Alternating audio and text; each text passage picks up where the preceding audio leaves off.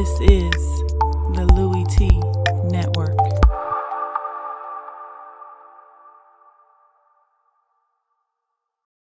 I'm ready for some football. I don't know about you.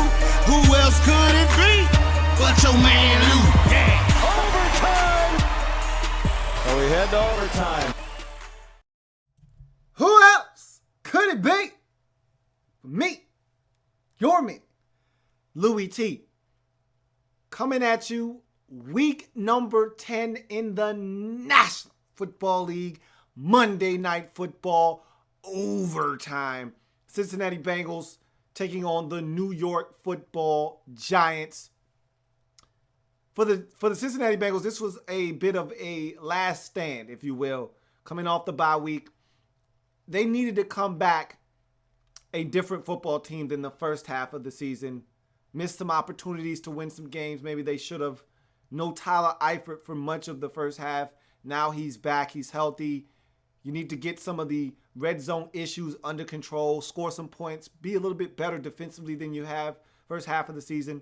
Meanwhile, for the Giants, it's simple. The Cowboys are trying to run away with this division. If you want to remain relevant, win. It's simple as that. And so that's what the Giants were out to do, and what they aimed and set out to do in this game is just find a way to win. Eagles won, the Redskins won, the Cowboys won. You need to win. This is a division where every single team is over 500. If you want to remain relevant in this division, just win. Who would prevail? We'll talk about that here in a second. But first and foremost, as always, welcome to the Louie Tee Network. I, of course, am your man, Louie Tee. Thank you for joining me here on Monday Night Football overtime. Trying to change the game over here, man, and I want you guys to help me do exactly that. If you haven't already done so, do me a favor. Hit that red subscribe button and become a part of the Louie Tee Network. Help me change the game over here, man. That's what we're looking to do. And I need you to help me in doing that by hitting that subscription button and subscribing to the Louie Tee Network on YouTube. Also, I'm on Twitter. @ @InTheLab Room is the Twitter handle. If you want to have access to myself, you want to chop it up, talk football, or you just want to be in tune to what's going on the Louie Tee Network, the best way to do so is via Twitter. And so if you're looking to be abreast of all situations, when am I going live? Am I posting a new video? Anything of the sort, Twitter is your best outlet for that. @InTheLab Room. Turn on your notifications and you will be in tune to what's going on live, and in real time you will know exactly when I am going live doing a video if you follow me on Twitter. Also, I happen to be on Facebook as well. In the Lab Room is the Facebook page. Go ahead and like the page. Again, a little bit later on in the season, going to start experimenting with Facebook Live, and I'm going to be doing some exclusive content, a couple of series that I was going to put on YouTube that I decided I'm going to save it for my Facebook page. So you want to be there for that. So go ahead, give me that thumbs up on Facebook as well. So make sure that you like the Facebook page, In the Lab Room. Follow me on Twitter @InTheLabRoom. And of course, first and foremost, you subscribe to the Louie Tee Network on YouTube. All of my social media platforms right up there in the box, scrolling in the top corner of the screen so you can't miss them. So go ahead and make sure you do that. If you happen to be in the actual YouTube chat discussion box, want to have your comment read and your voice heard at the end of the breakdown when we wrap it up, make sure you use the hashtag Louie Tee Live. And if you're on Twitter and you want your voice to be heard, use the hashtag Louie Tee Live there as well. So with that being said, all of the particulars taken care of, let's jump into this breakdown. Likes, dislikes, banana in the tailpipe from Monday Night Football. Bengals at the Giants. Like, dislike, banana in the tailpipe. What y'all, the second team? We're the first team. Yeah, we're not gonna fall for a banana in the tailpipe. You're not gonna fall for the banana in the tailpipe? So let's break this game down, shall we? Likes, dislikes, banana in the tailpipe. And we start with the road team as we customarily do here on this program. So we'll start with the Cincinnati Bengals and their likes from the first half.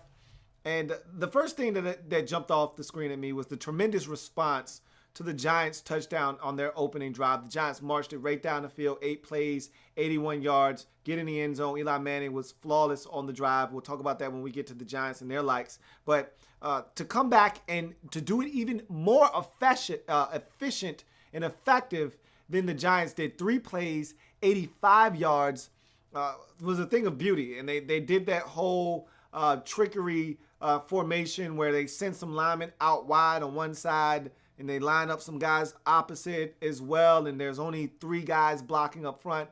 Eifert looks like he's a tackle. He's got one-on-one coverage with the linebacker. There's no safety help. They spread them out, and they get the one-on-one matchup they're looking for with Eifert. Sort of like what we saw the Browns do to the Cowboys. Remember, Browns head coach Hugh Jackson is an extension of what they're doing in Cincinnati. Remember, that's where he came from. So they're running a lot of the same stuff, and they ran that same exact kind of formation, spread them out. Eifert gets one-on-one with Jonathan Casillas, wins that one-on-one matchup, and 71 yards on the second play of the game. On the next play, A.J. Green in the end zone, and just like that, they have matched the Giants on the scoreboard. And it's a 7-7 ball game. I'm thinking maybe we're going to have the same thing we had last week with Seattle and Buffalo. Maybe we're going to have a shootout in this football game. But, of course, as we would later find out, the scoring would come to a screeching halt in this game, would slow down immensely. But early on, it looked like we were in for another barn burner in terms of points being scored. Big plays being made by the Cincinnati Bengals. Geno Atkins on my likes list, thought early on in this game he was dominant. The Giants offensive line isn't known to be the best in the league. They've seemed to have a ton of injuries at some key spots, and Geno Atkins, he took advantage of it early in this game. They had an injury to one of their guards early in this game, and he was in for another guy. So your backup to your backup got injured, and so you're really testing your depth then, and Geno Atkins took advantage. I thought he was really getting in the lap of Eli. We all know Eli does not like to be hit. He will throw the football into the ground. He will run. He will do whatever he needs to do to throw it away so he doesn't take a shot. Geno Atkins was in his lap early on in this ball game. Dequez Denard downing a punt at the 1-yard line. A lot of times we don't talk about special teams and the impact that can have if you can down a punt inside the 5 and back a team up. The Giants would get out of the shadow of their own goal line, however, on that possession, but it's still, you never know what's going to happen there. Jotted that down in my notes as well, down in that punt at the 1-yard line. Even if they get out of there, get a first down or two, still going to be good field position for you if you can force them to punt the football. And that's what the Bengals did in that situation. And then Drake Kirkpatrick with an interception of Eli Manning. It returned it all the way down to the 7-yard line, and that would turn into a field goal. You would have loved to have seen Cincinnati get in the end zone there. And that's why this team is 3-5-1 right now, is because they can't score in the red zone. It's been their bugaboo all season long. It's been one of their big struggles, and that was supposed to be fixed because they got Tyler Eifert back, and that's not the case. They're still struggling to put the football in the end zone. They had ample opportunities to make plays in this game and simply wasted and squandered opportunities. We'll talk about that when we get to their dislikes in the first half. But they get the field goal, go up 10-7 at that point in the game. But when you get the football first and goal from the 7 after your defense creates a turnover, you're not looking for 3. You're looking for 7. They didn't get that. We'll talk about that a little bit later on.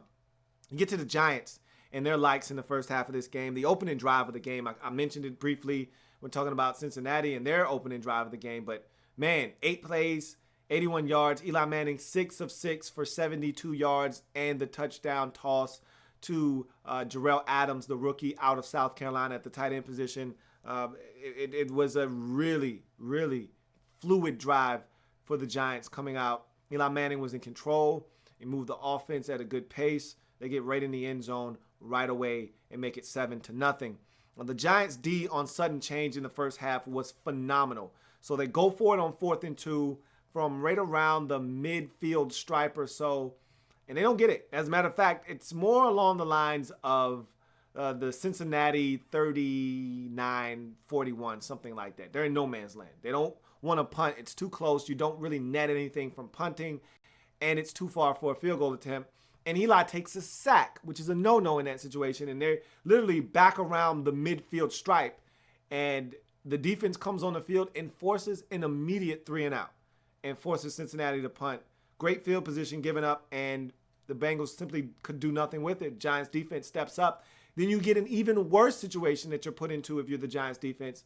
Eli throws a pick, and it's returned to the 7-yard line, and what do? They come onto the field and force a field goal. And so, to me, that's a win for that Giants defense. Sudden change of possession defense for the Giants was phenomenal in the first half of this game.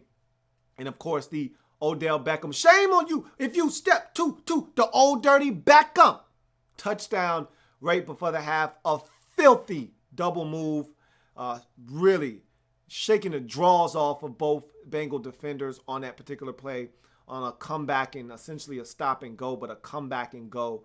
Froze the defenders, got behind them. Eli puts the football in the back of the end zone. He gets his feet down. Touchdown right before the half to give them the 14-10 halftime lead.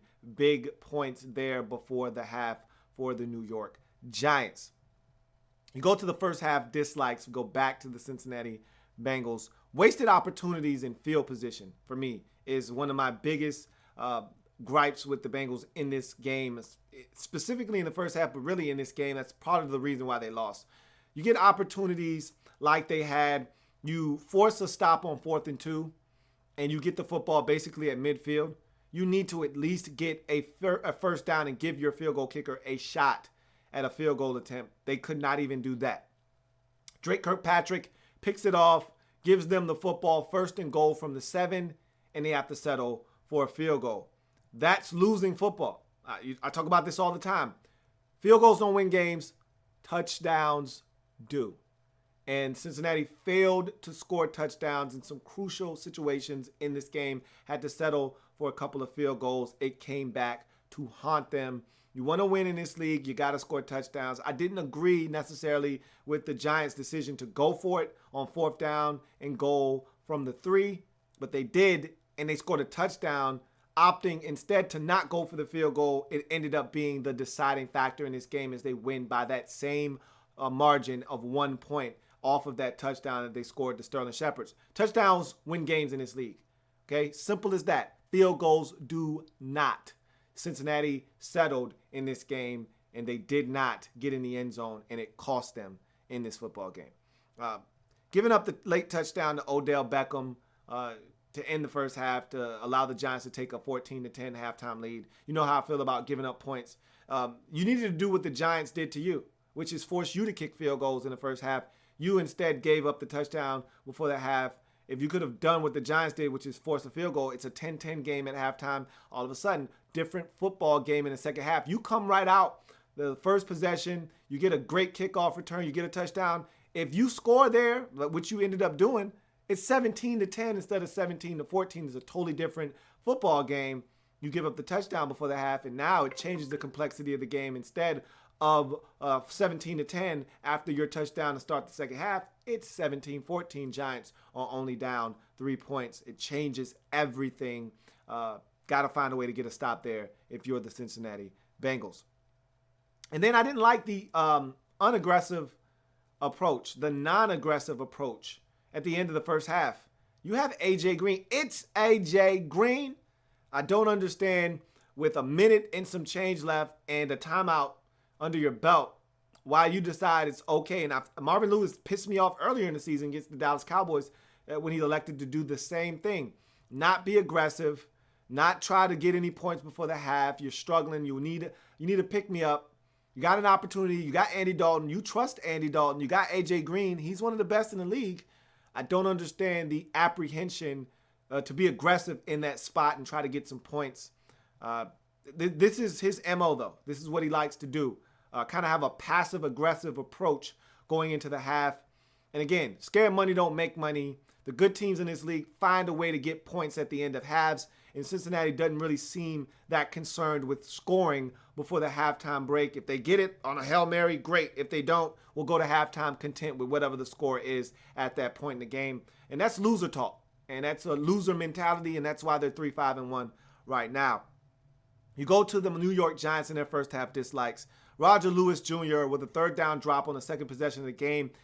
He got a quick hook, and he had been struggling, had a couple of drops versus the Eagles a couple weeks ago, and so he was on a short leash. Of course, no Victor Cruz. There was no Victor Cruz in this game. So he got the start, but he dropped that first pass. He was a little afraid. Saw Sean Williams out the corner of his eye as he was looking to catch the football. Short-armed it a little bit and still took the shot, which as a receiver, you got to know better. You know you're going to get hit anyway. Great field position, so no harm, no foul. And Eli throws an interception to Drake Kirkpatrick. That could have been a disaster. That should have turned into 7 points. Instead, the defense, once again, bailing out the offense, gets a stop, forces the Cincinnati Bengals to kick a field goal. Again, another win from Roger Lewis Jr. the remainder of the game. Failed 4th and 2. I didn't have a problem with them going for it. Get half this time, and we go back to the Cincinnati Bengals in this game. 84-yard kickoff return to start the second half by Alex Erickson. Huge play. It looked like that could be the start of something big for Cincinnati. They would go on to get into the end zone after that on a Jeremy Hill, a 9-yard touchdown run to make it 17-14. Remember, I talked about that touchdown they gave up right before the half. Again, if they don't give up a touchdown instead of field goal, it's 17-10 at that point. But no use in crying over spilt milk. What's done is done. It's now 17-14 after the quick start to the second half. Alex Erickson also gets a nice punt return that sets up a field goal for the Cincinnati Bengals. So now you're talking about 10 unanswered points to start the second half as the Bengals take a 20-14 lead after coming out of halftime and getting some key contributions from their special teams unit. George Iloka with a huge interception as Eli Manning gets reckless with the football on a sudden change after they get an interception due to the Giants. A guy that is playing at an MVP-like level. We've been searching for a guy to step up as a defensive MVP. Why not Landon Collins? This guy seems to make a play each and every single week for this Giants defense. He makes another one, gets a beautiful interception over the middle of the field on a bad ball by Dalton. And the Giants give it right back. Eli Manning throws it up for grabs in triple coverage to who? I don't know. Don't ask me. I don't even know this guy, number 87. In any event, it's picked off by George Iloka, and so that was a big play to swat away a potential scoring opportunity. The Giants got the football in Cincinnati Bengals territory at the 38-yard line. They didn't even need a first down to attempt a field goal. Just a simple gain of 8 or 7 would have put them in field goal range. Instead, they blow that opportunity with the interception. You go to the Giants' second half likes. The 4th and goal touchdown to Shepard to give them the lead at 21-20 was a huge decision. Again, I didn't agree with it at the time. I thought Ben McAdoo was being a little bit more aggressive than he needed to. Over 13 minutes to go in the fourth quarter. Plenty of time to get back down there, get another field goal, or even score a touchdown and take the lead in that manner. But to have an opportunity to cut the lead down to 3 where you only need a field goal to tie, I think you just needed to go for points there. But this is what head coaching is all about. These types of decisions. They win or lose you football games. When you roll the dice and it comes up nice and you win, everybody praises and lauds you for your decision making. When it doesn't work, everyone comes down on you and questions are asked. He got it right. And that's what head coaching is all about. These are the decisions that they get paid to make. And it worked out for him in this game. They get the 4th down conversion to Sterling Shepard, who gets into the end zone. And that turned out to be the game-winning score as they tacked on the extra point and took a 21-20 lead.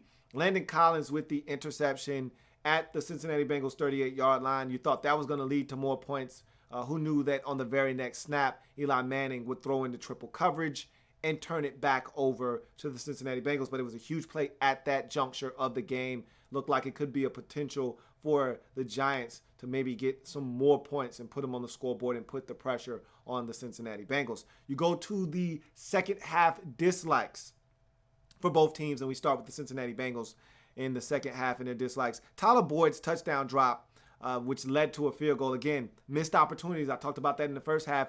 Here's another one. A big prime example of them having a chance to really put the screws to the Giants in this game. If they're able to get in the end zone here, it changes the way this game happens to play out.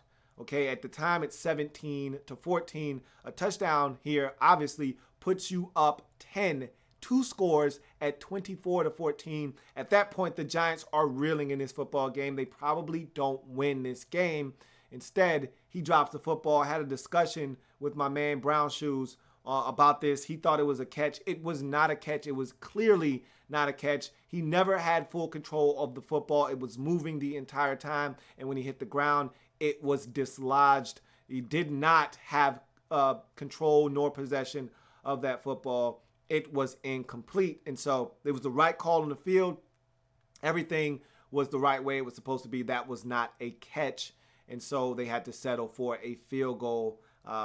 Another missed opportunity for the Cincinnati Bengals in this game. And then Dalton throws a bad, egregious interception over the middle of the field to Tyler Kroft, which is picked off by Landon Collins.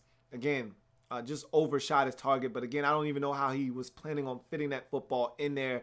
Had it even gotten to Tyler Kroft, he probably takes a hellacious shot. There are about 3 Giants around. Again, I don't know if that's the smartest decision to make nor throw over the middle of the field. In any event, it sails over his receiver's head right into the hands of Landon Collins, who makes a great pick.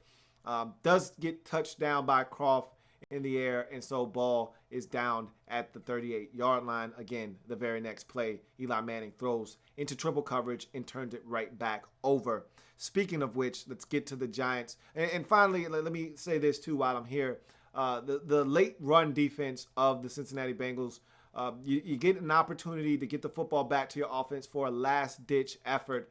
3rd and 6, you allow a draw handoff to pop for 11 yards and a first down. And then with the game essentially in the balance, 2-minute warning, 2nd and 10, you allow the Giants to run the football up the middle, something they hadn't been able to do all night long.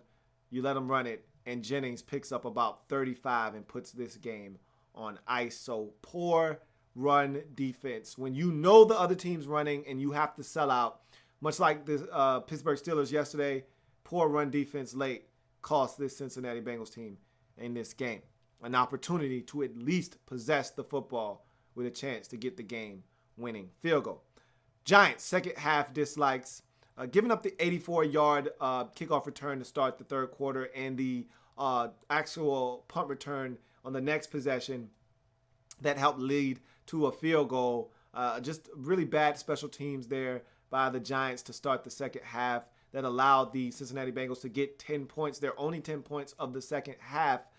Got to be better on special teams, especially against a team that's struggling to score. You need to be a little bit better on special teams than that. And then Eli Manning throwing his second interception of the game. An unnecessary risk on a first down nonetheless. If you're going to take a shot, you know, the saying is sudden change of possession, great opportunity to go play action fake, take a shot down the field. That's all fine and dandy if that shot is available.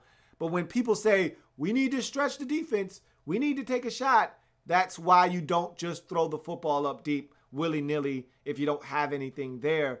And this is a bad decision by Eli Manning. Triple coverage. It's not there. It's first down. If it's not there, you check it down or you throw it away. But you don't throw it into triple coverage and throw the football right back to the Cincinnati Bengals. That's what you don't do in that situation. He did do it, luckily enough for him. It didn't cost his team in this ball game as they hold on to the victory 21-20. The Giants defense stepped up big in the second half of this game after the special teams blunders early on in the half. They were able to really buckle down defensively and get the stops necessary to win this game. Banana in the tailpipe. I'm still not convinced this Giants football team is where they want to be offensively. They're missing something. Maybe it's Victor Cruz. I don't know. Obviously, the run game is a mess. And even though the numbers don't reflect that tonight, Jennings, I think, had 87 yards on 15 carries. We all know that about 35 of those yards came on the final carry. And then you had the other carry on the 3rd and 6 that popped for about 11 or so. So literally half of his yards came on 2 carries at the very end of this football game. Their run game is still anemic. And so there's still some things they need to iron out. This was not an impressive win, but it was a win nonetheless. You take it, you run with it, and you keep trying to improve if you're the Giants. But I'm still not sold that they're going to compete in this NFC East division with the Cowboys. And they still got work to do, but they get the win. They go to 6-3, and right now they remain the chief threat of the Dallas Cowboys. Remember, they're the only team to have defeated the Cowboys in the 2016 season, and they're the closest to them in the division at 6-3, only a mere 2 games back. And remember, they own the head-to-head matchup with them, and having beaten them in Dallas, so the Cowboys will have to come to New York if they are looking to salvage the season series with the Giants. So the Giants right now remain that biggest threat, but I'm still not feeling the Giants right now offensively, even though I think the defense is really starting to come along and kind of shape into form. They're not getting as much pressure with the edge guys, but they collapsed the pocket tonight on Andy Dalton a couple of times, especially late in the ball game. They got after him, and so the defense, to me, is starting to round into form. Banana in the tailpipe for me with the Cincinnati Bengals is that this season isn't done. It's done. Their division is bad, but they're bad. And so even though that the Baltimore Ravens don't scare anybody, the Pittsburgh Steelers are struggling, this Cincinnati Bengals team isn't what they used to be. And because of that, they're done. They're done this season. They don't play enough defense. They don't do enough offensively. They don't scare you in any facet of the game. Arguably, their special teams might be their best unit on their football team. They've been making some plays of late, but offensively, they don't score enough. Defensively, they don't do enough. And it's a shame because you look at this team and they're talented, but I think the offseason really hurt them. They didn't do enough this offseason to maintain what they had built. And right now they sit at 3-5-1, and I'm not falling for the banana in the tailpipe that they can still turn things around. They're done this season, are the Cincinnati Bengals. I'd pronounced them dead probably about 3 or 4 weeks ago, but you were hoping after the bye maybe they could fix some things. Doesn't seem like they fixed much of anything as they drop this one and fall to 3-5-1 on the season. So with that being said, let's move on to where this game was won. Well, wake her ass up! We're gonna win tomorrow! Winning. You starting to get the concept now? Oops. Winning. To me, where this game was won was late in the ball game in the trenches. You knew the Giants were going to run the football, yet you could do nothing about it to stop it. You have a 3rd and 6 where they come out in a passing formation, and maybe they caught you off guard. That's fine. It's okay. Those things happen. They catch you off guard looking for pass. They pop a run. They get the first down. You still have an opportunity, though, to get the football back with around 25 seconds if you're able to stop the Giants and get the football back. And on 2nd down and 10, you let them pop a 35-yard run and effectively end the football game. Again, in the trenches was where this game was won. They got pressure on Andy Dalton late in the game when you needed to drive the football down and get in the field goal range. They collapsed the pocket. They hit Andy Dalton. They had Andy Dalton limping around. JPP with a shot on him. The pocket collapsed. They literally caved in your entire offensive line and sacked Andy Dalton and forced you into a 3rd and long situation and had to punt, and you didn't get the football back. They won up front. You didn't in this game late. That's where this game was won. We could take it a step further and talk about your inability to make plays and take advantage of some situations. The Drake Kirkpatrick interception, 7-yard line, you have to settle for a field goal. Tyler Boyd has the football, needs to find a way to hold on to that and get into the end zone. Instead, he doesn't complete the catch. You settle for a field goal. That's the difference in the game. That's where this game was won.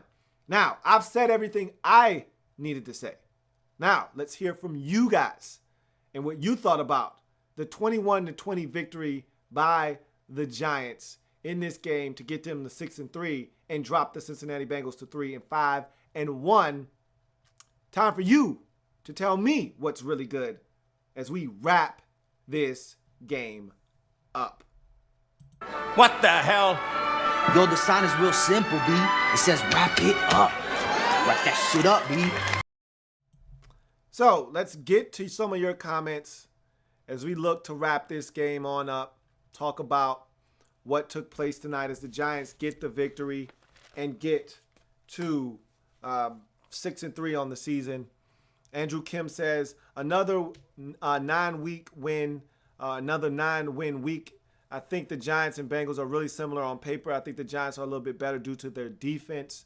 You can say that about the Bengals and a lot of teams because they're right in that middle of the pack area in this league. Look, there are about 4 or 5 elite teams. There are about 4 or 5 really bad teams. And then everybody else in the league is in the middle. And the Bengals, the Giants, you know, and a lot of teams like them, the Eagles, the Redskins, you go around the league and look at all these teams, the Titans, all these teams that are jumbled in the middle, 5-5, 6-3, 6-4. All these teams are stuck in the middle. So a lot of these teams on paper look the same. They look similar, but in this league, it's all about finding ways to win and avoiding ways to lose. And the Bengals have found ways to lose this season, and the Giants, fortunately enough for them, have found ways to win. And that's the difference between the two teams. One's 3-5-1, the other is 6-3, and it's all about finding ways to win in this league, and that's what the Giants have done. Andrew Kim says, glad for the G-men and the Cowgirls winning this week. Just helps the Ravens beating the Steelers and the Bengals because the Ravens need all the help they can get next week against the Cowboys. The Ravens are going to lose next week versus the Cowboys. So, yes, they did need these losses. And so even though they're going to lose next week, they still will have a little cushion. I believe the Steelers are playing the Browns, so they're going to probably get back on track, get back to 500. So, big win for the Ravens this past week, and some big losses by the. Don't worry about the Bengals; they're done. The Steelers are the team you need to worry about. That's the team that's going to try to take this division away from you, and ultimately will take the division away from you most likely. So that's the team you really need to be focused on, and you need to thank the Cowboys for that W. Sean Hawk Talks NFL says, NY defense, the New York defense, is coming along nicely. That it is. Andrew Kim says, the rest of the AFC North losing and the Ravens winning is just a win-win week for me. Will help schedule-wise in the coming weeks. We'll see what happens. Like I said, this division is up for grabs. I still see the Pittsburgh Steelers coming back and taking this division. The Ravens just don't score enough points for me. I just don't see the Ravens scoring enough points to win this division. Their defense is good, but it's not great. They don't scare you defensively. We're going to find out a lot about who the Ravens are this coming week versus the Cowboys. Their run defense is supposed to be the best in the league. We're going to find out. We're going to find out. Mind Draw says, I still think the Giants will fall flat on their faces at the end of the season. You're probably right, but right now they're 6-3. They're finding ways to win. It's not pretty, but again, it's gritty. It's a W, and that's all that matters. We'll see what happens. Still a lot of football left to be played. The final 7 weeks of the season will tell the story. I do think the Giants, I don't think they're a playoff team, though. I will see, though. Again, this NFC East is so crazy. Everybody is sitting right there over 500 competing. This division is still wide open, even though the Cowboys are dominating. One slip up by the Cowboys, and let's say they slip up. Let's just go with the hypothetical. They slip up against the Ravens, drop to 8-2, and the Giants find a way to win in week number 11. They're 7-3, and they own the tiebreaker right now of the Cowboys. They're a game out of first place. So for as dominant as the Cowboys have been this season, this division is so tough that everyone is still really nipping at their heels, including the Giants, who are only 2 games back and have beat them already this season. Mondraw says, they don't play the Bengals every week. Come on, don't give back the into you just got. I don't understand that comment. BE says, man, back-to-back losses on Sunday night, and today I finished with an 8-6 record for my weekly picks. DJ says, thanks to the G-Men. thinks Ravens will win. Defense wins games. We'll see. Defense does win games come postseason time, but you also do need to score points. Defense isn't going to win you the game by itself. You still got to score points. And again, like I said, the Ravens struggle to do that consistently. Let's go Giants, says Jose Rivera Life. Let's go Giants. We're winning all the close games we lost last year. The big spending by Reese is paying off. Yeah, those dollars, that's what wins you games at the end. That Ravens game you won at the end, defense wins you games, even though there were a bunch of breakdowns at the end of that Ravens game. You should have lost. Joe Flacco just flat out missed some opportunities late in that ball game. But nonetheless, these close games against the Eagles a week ago, this game, the defense is stepping up at the end and finding a way to get it done. And even the Cowboys, all the way back in week 1, you found a way to get it done. Cowboys ran out of time. You credit that to the defense. This defense is helping you close out close ball games and helping you get victories in these tight late ball games.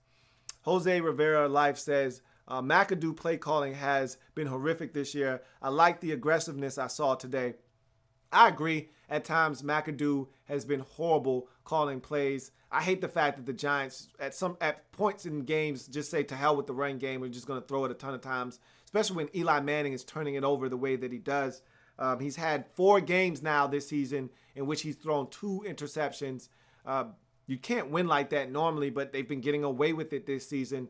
But in order to win, you got to be able to run it a little bit better than the Giants have. But I didn't agree with the 4th and goal call from the 3, but it worked out. And again, like I said, that's what coaches get paid to do, make those types of decisions. And McAdoo made that decision, and it worked out for the Giants in this game. Captain Spartan 04 says,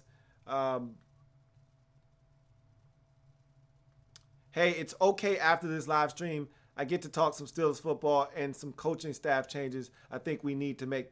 Knock yourself out, man. I mean, it's still related because we've got an AFC North opponent here. And, you know, usually in these Monday night football games, you guys ask all kinds of questions any damn way. So it doesn't really matter. As long as it's not like a lockdown coverage where I'm really focused in on the 2 teams that played in the game because I got more games to watch. I'm just trying to go ahead and get through everything. This is a little bit more of an open forum. So, you know, you guys can ask questions. Again, I'm not going to sit here and answer every single question. If you get out of control, I'll just start skimming through some of them. But you guys know you can pretty much ask anything on this platform. Andrew DJ says Ravens defensive line is good enough to stop Elliott. We'll see.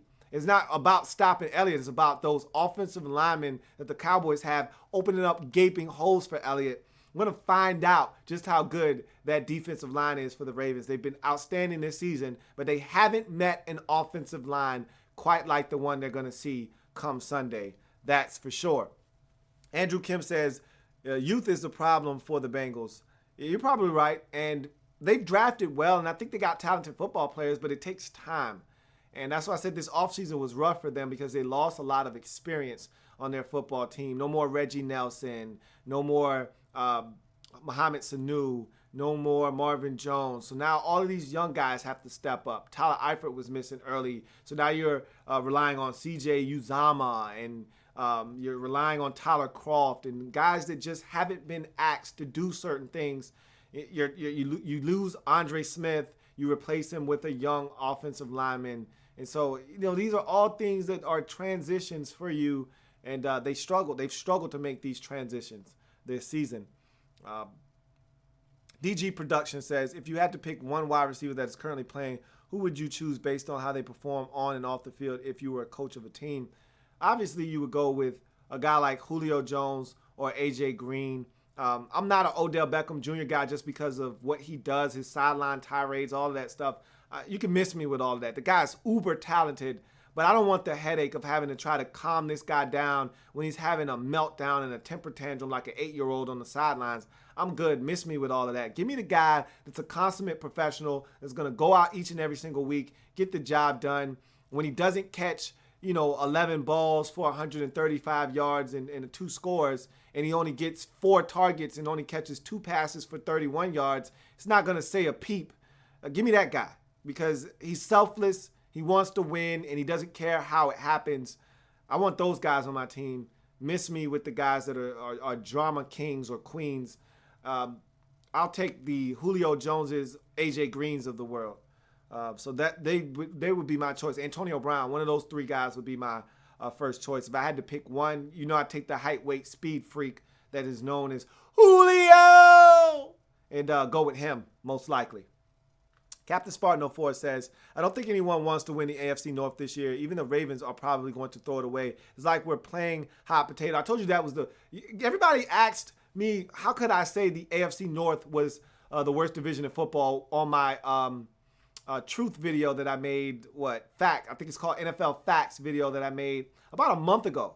I said this AFC North is the worst division in football. And everybody was like, what? AFC North? How can you say that? AFC South stinks. Now look at the AFC South. Tennessee's playing ball. They're at 5-5. The Texans, you may not think much about them. They're 6-3 though. I mean, you look at that AFC North, you got a team that hasn't won a game this season in the Cleveland Browns. You got the Pittsburgh Steelers who are struggling. The Cincinnati Bengals stink. The Steelers are under 500. And the leaders in the clubhouse, the Baltimore Ravens, at one point had a 4-game losing streak this season. Like, how is that even possible? How's a team leading your division had a losing streak of 4 games this season? I mean, this division is a mess right now. Absolutely. Vincent Coe, what do you think about Tyler Boyd so far this season as a rookie receiver for the Bengals? I think he's fine.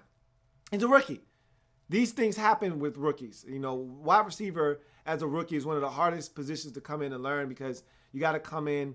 Most likely you're going to have to learn more than one position. You're going to have to learn the X, the Z, and you're going to have to learn how to play these positions out wide in the slot.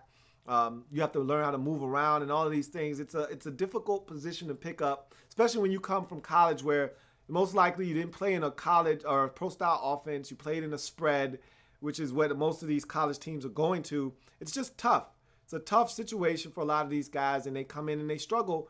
He's playing well, actually. He's not doing anything earth-shattering. He's not moving the needle at all, but he's not falling flat on his face like some of these other guys have come in the league this year as rookies. So I think he's playing solid football.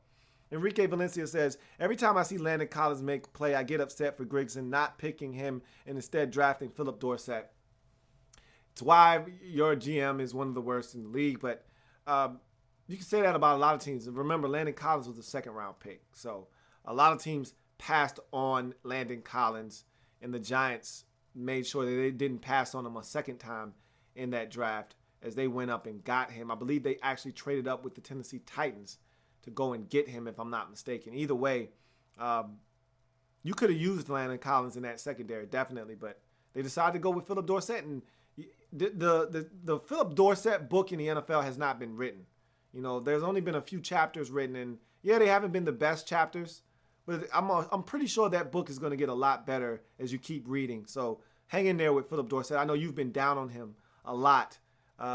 Hang in there with him. He's got to stay healthy. That's the first thing, but the guy isn't a bum. We'll see what happens with him moving forward.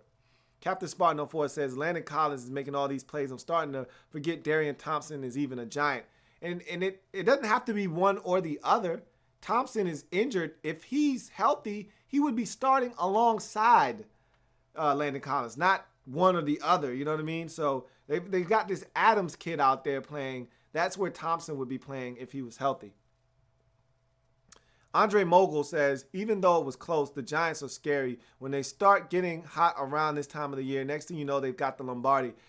This is normally the Giants are struggling around this time of the season. It's probably in 2 weeks or so when they try to get hot, win the final 5 games of the season, and that's when you worry about the Giants.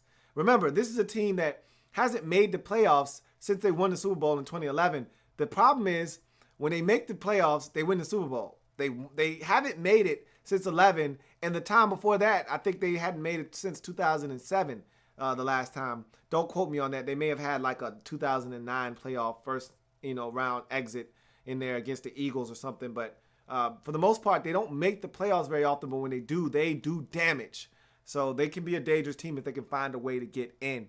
Boss Holic says, had Eli Manning not won 2 Super Bowls, his ass would be down the river. You're right, because he's still doing the same dumbass stuff he was doing early in his career, throwing stupid-ass interceptions. But you can always say, hey, he's got 2 Super Bowl rings, and that last name is Manning, so he gets a pass, even when he's doing dumbass stuff. So, yes, you're probably right.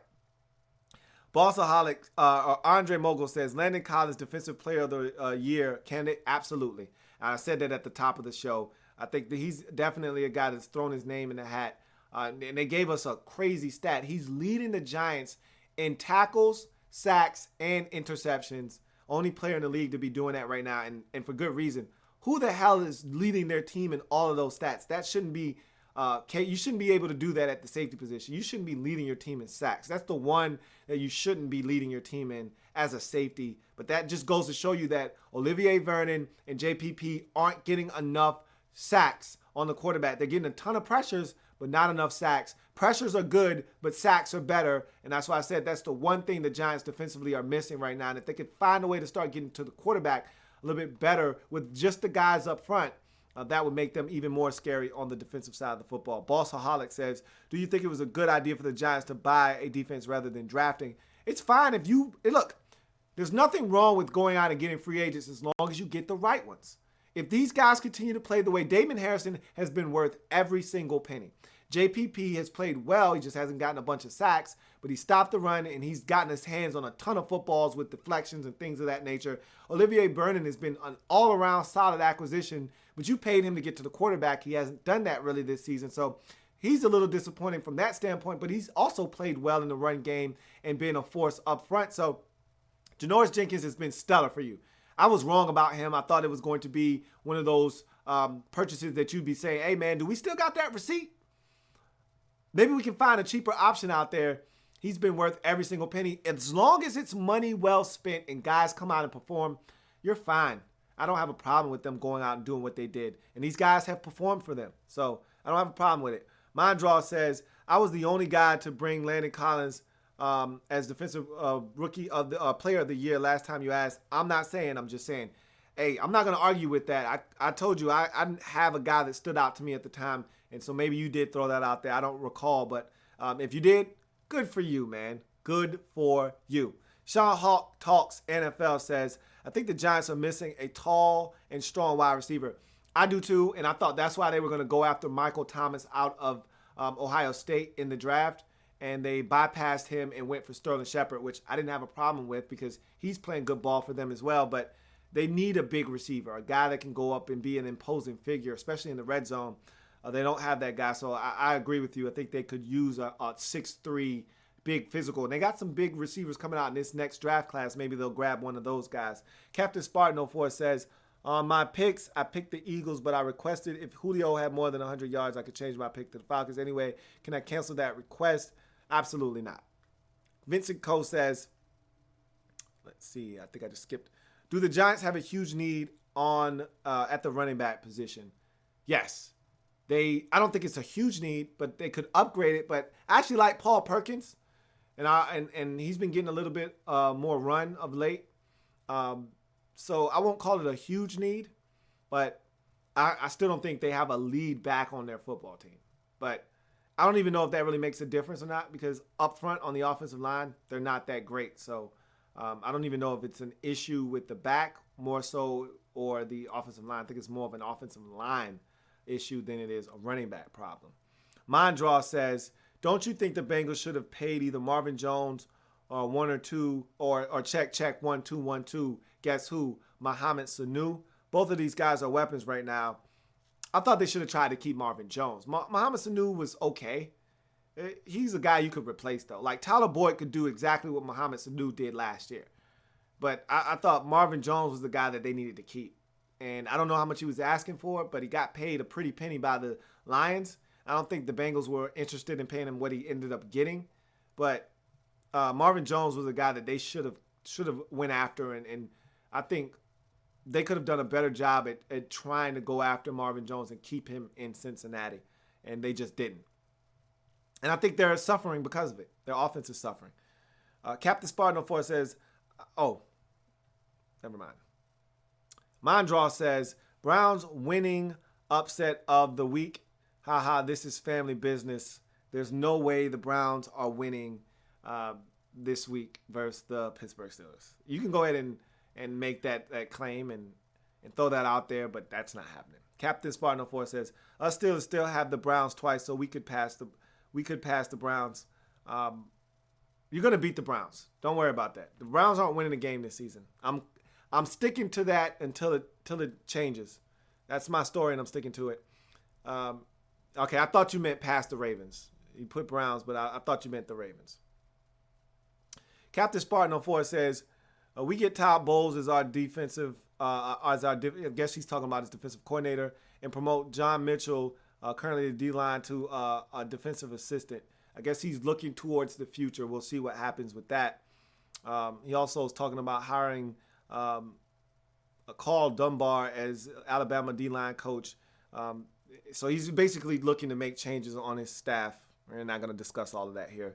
Captain Spartan 04 says, of course this happens if Bowles and Fisher and his staff get fired. Bowles didn't need to be fired. Like, that's the problem with this league. Everybody wants to make irrational decisions and quick changes.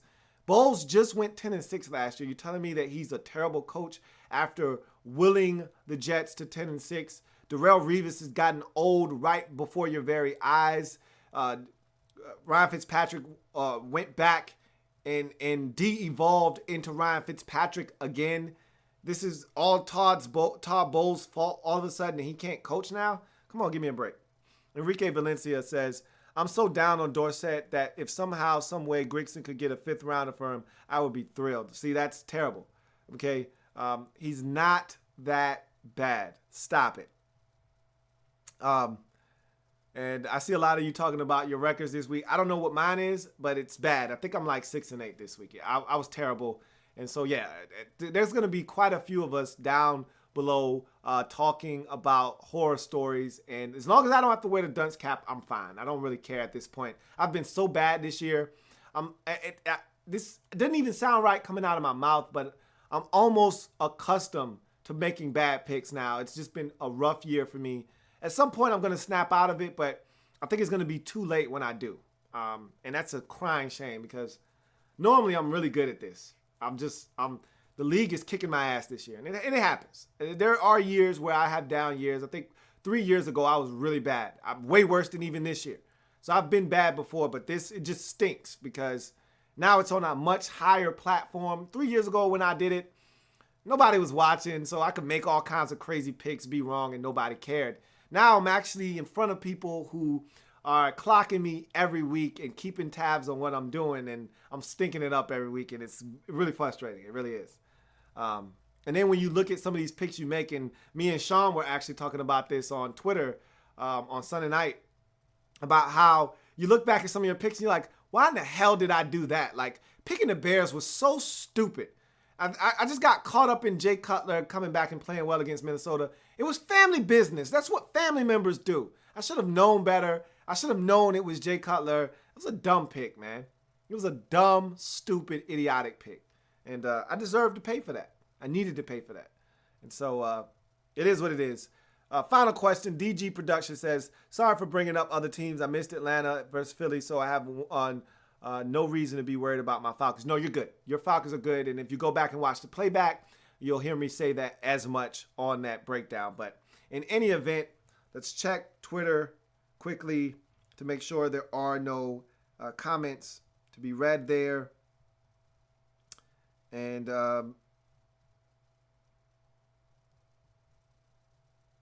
let's see.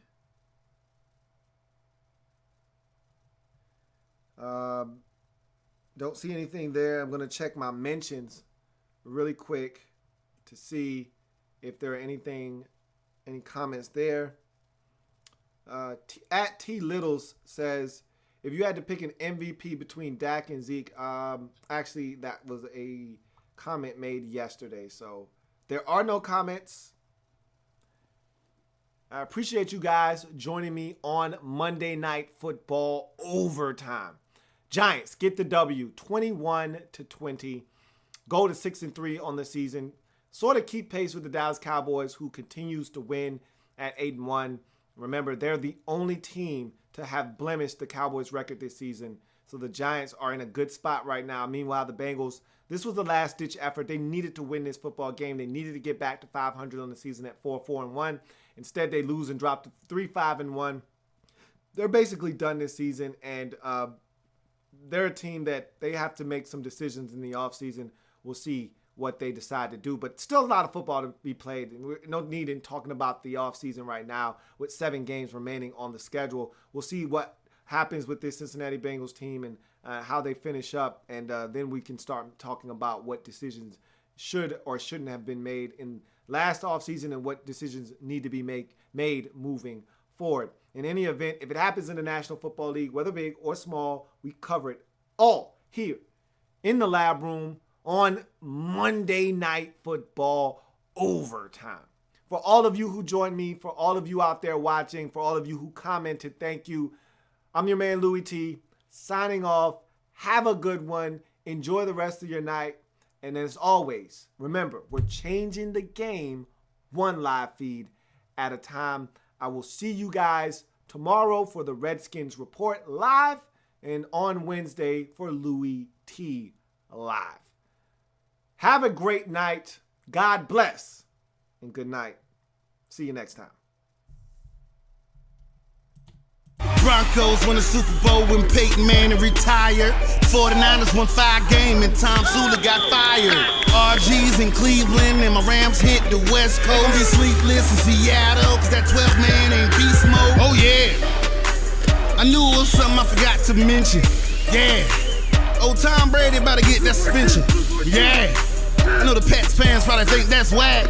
Yeah, but at the end of the day, your balls was flat. It's that time again. It's that time again.